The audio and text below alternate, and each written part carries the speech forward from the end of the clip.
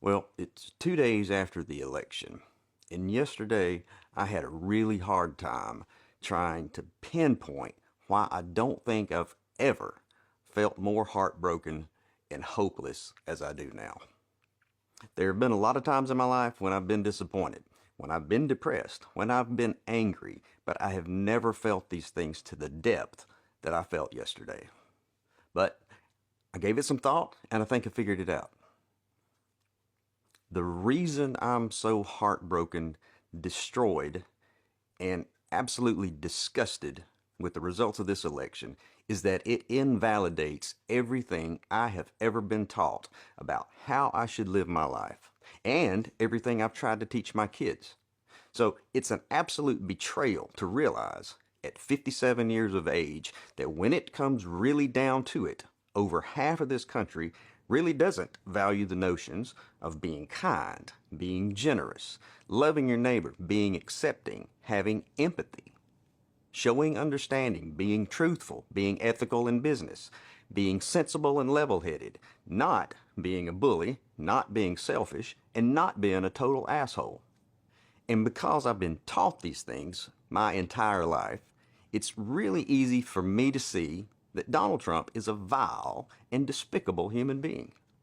He exhibits everything that I have been taught to set my sights against in order to be a good functioning member of society.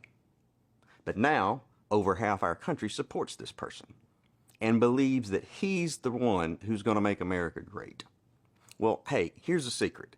Someone who has worked so hard at sowing discord is never going to do anything to unite us. That's his big lie, because he doesn't benefit from Americans coming together. He and all the Tucker Carlsons and Alex Jones out there, they profit from the rage that they're able to manufacture. So don't tell me it's okay if we disagree, as if this is akin to our individual preferences for wine or toilet paper. This is not a simple disagreement. This is you telling me that the values I've held dear my entire life have no meaning or place in the real world. This is you telling me that I should be shrewd, deceptive, cruel, and intolerant. This is you telling me that the type of person you really admire and look up to is a rich, entitled, narcissistic, criminally convicted pussy grabber. And if you're one of those guys out there that likes Trump because, well, he says what's on his mind, he tells it like he sees it, he doesn't have a filter. Yeah, sometimes you need a filter. There was a time, not that long ago, when being an asshole wasn't cool. If you were a shitty person, you just kept a lot of that to yourself, and society was all the better for it. But now it's all, let's make America great again. And what I'd like to know is what specific time in American history are you talking about? What year exactly? Because for a lot of folks, this right now, this current time in American history is the greatest. And you know that. And for some reason, you don't like it. It's like this crazy idea that giving certain rights to someone else somehow takes some of yours away. Or are you just pissed that you're not special anymore?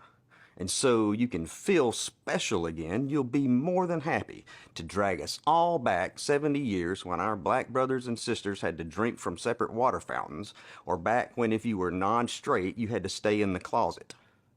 Personally, I'd like to go back to a time when assholes had to stay in the closet. And don't tell me, oh, don't be stupid. You're getting it all wrong. It's really about none of that. It's really about the economy. As if that excuses the behavior. You're willing to overlook all the other fascist rhetoric because all that's doing is showing your wives and your daughters and minorities and LGBTQ and other marginalized groups that you're completely willing to throw them under the bus as long as you can save 5 cents a gallon on gasoline. Did your stock portfolio get a bump yesterday?